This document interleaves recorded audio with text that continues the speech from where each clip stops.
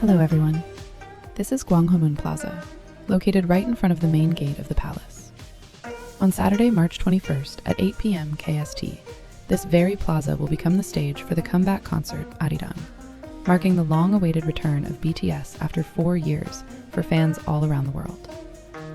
After such a long hiatus, it is deeply symbolic that the album title is Arirang, and that Gwanghwamun Plaza, the gateway to Gyeongbokgung Palace, was chosen for their first performance. It feels like a very special message is waiting for us, doesn't it? In this plaza, 2 figures of the Haetae, a legendary mythical creature, stand guard on the left and right. They were erected in the 1860s when the palace was rebuilt after a fire, serving as guardian deities to protect the site from future flames. Seoul is a city embraced by mountains. In particular, Mount Gwanghwamun to the south was believed to possess a powerful fire energy that posed a risk to Gyeongbokgung Palace. To appease that energy and protect this sacred ground, these 2 Haetae statues were placed here as guardians. Here, Jungkook greets you. We are standing at Geunjeongjeon Hall, the beating heart of Gyeongbokgung Palace. In traditional cosmology, this place represents the north, the element of water, and the number 1, the ultimate point of origin. While every star in the night sky moves in its orbit, there is one that remains fixed, Polaris, the North Star. In the past, kings drew their authority from this celestial anchor, residing here at the origin point of Geunjeongjeon. Just as the center of the heavens never wavers, absolute power on earth was meant to radiate from this immovable axis.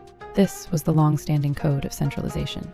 However, on March 21st at 8 p.m. KST, the light of the North Star, once confined behind these high walls, will advance without hesitation. It will follow the King's Road south toward Gwanghwamun, the critical threshold known in numerology as the number 19. The era of the single fixed star is coming to an end. Here, we proclaim a new era, one where countless stars scatter and shine across plazas all around the world. To reach Gwanghwamun from Geunjeongjeon, we must pass through the Geunjeongmun and Hungrymun gates.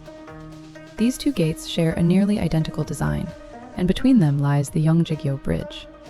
Here, you'll find fascinating sculptures of mythical creatures called Cheonhwa.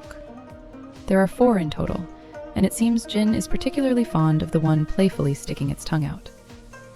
Hungrymun Gate has a resilient history.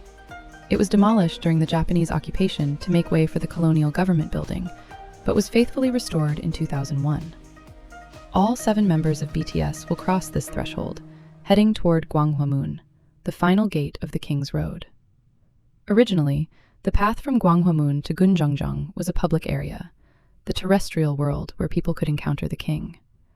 However, the area behind Geunjeongjeon was known as Naijeon, the Inner Palace, a private, forbidden zone for outsiders. Even the famous Gyeonghae-ru Pavilion was part of that secluded space.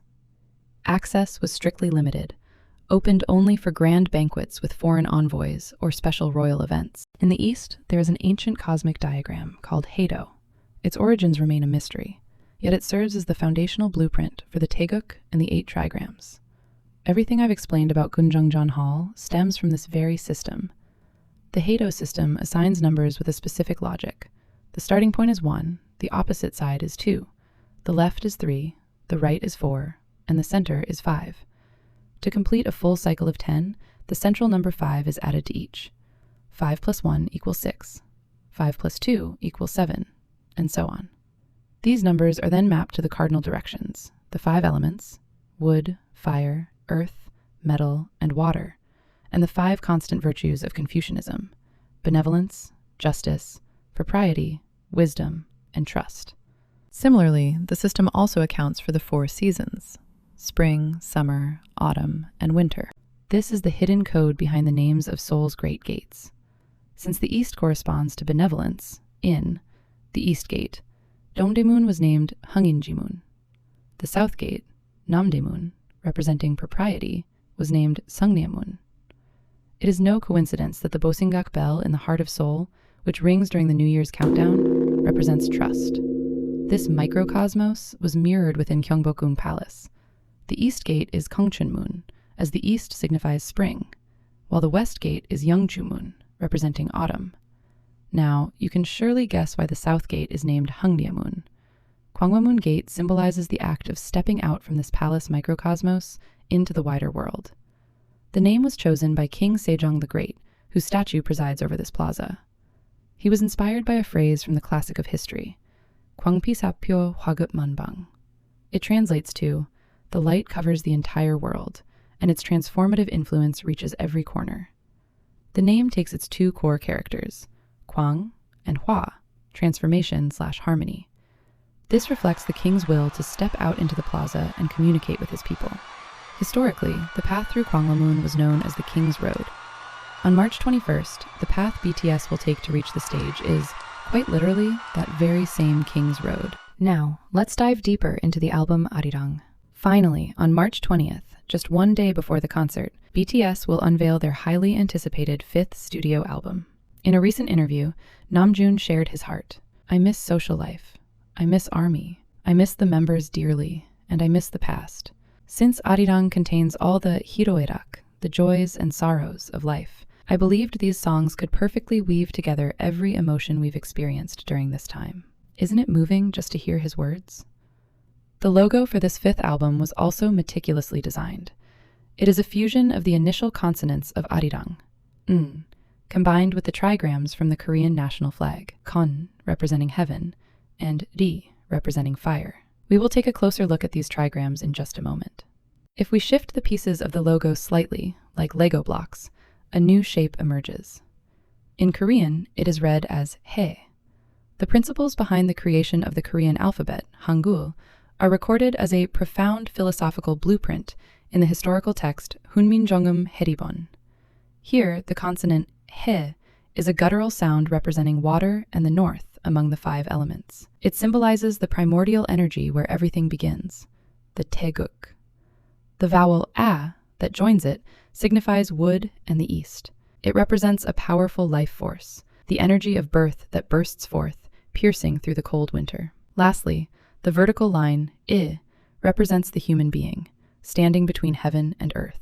It is the being that receives the energies of the heavens and the earth, completing them in harmony. In essence, the word he conceals an immense code. The fundamental energy blooms with a powerful life force and manifests in the world through the human being. The word he, which we use so casually every day, is not just a celestial body. It signifies the very order of the universe, transforming into the vibration of life. Now you can see the true reason why BTS has brought this Arirang Code to Gwanghwamun Plaza. Let's explore the trigrams a bit further. The gun trigram, located in the upper left of the Korean flag, represents heaven. The Ri trigram, in the lower left, represents fire. Earlier, we saw the code He emerge from the Korean letters. Now, looking at these trigrams, what does fire in the heaven signify? Indeed, it is He, the sun. But there is an even more astonishing meaning hidden here. In the I Ching, the Book of Changes, the bedrock of Eastern philosophy, the union of these two trigrams is called Cheonhwa Dongin, universal fellowship. As the term Dongin suggests, it means people with a shared purpose breaking down walls to achieve harmony together. Within this single trigram, everything is condensed.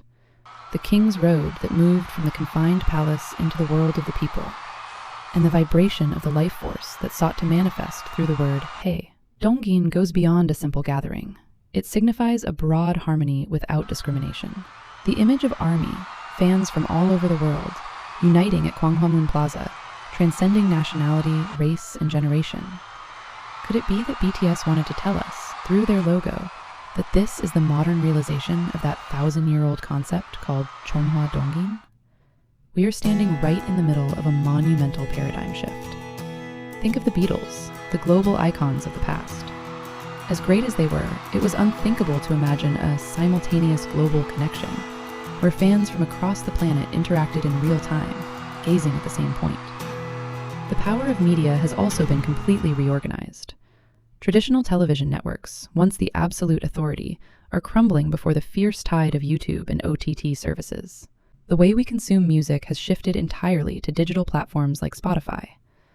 Now, a physical album is no longer just a tool for listening. It is an art piece with collectible value that represents a deep connection with the artist. The BTS comeback concert on March 21st will be the decisive event that ignites this media revolution.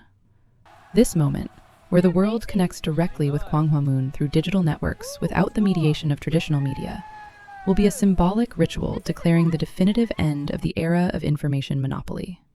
Is this entire phenomenon a simple coincidence? The central axis of 800 years of capitalism, which began in Venice, crossed the Atlantic, and settled in New York, is now undergoing a massive tremor and heading toward the east. Historically, whenever the power of capital shifts, the prelude has always been an explosion of cultural energy. The phenomenon we see today, world leaders observing Korea and army of all nationalities and races congregating in the historic heart of Gwanghwamun, is undeniable proof. It goes beyond the popularity of a group. It demonstrates that the current of this change of era, which was flowing silently beneath the surface, has finally reached its critical threshold. The reason we look forward to March 21st is not just for a glamorous show. It is to witness the moment when the ancient wisdom of Cheonhwa Dongin meets modern technology, and to behold the historic instant when Korea may become the new epicenter of 800 years of capitalist history.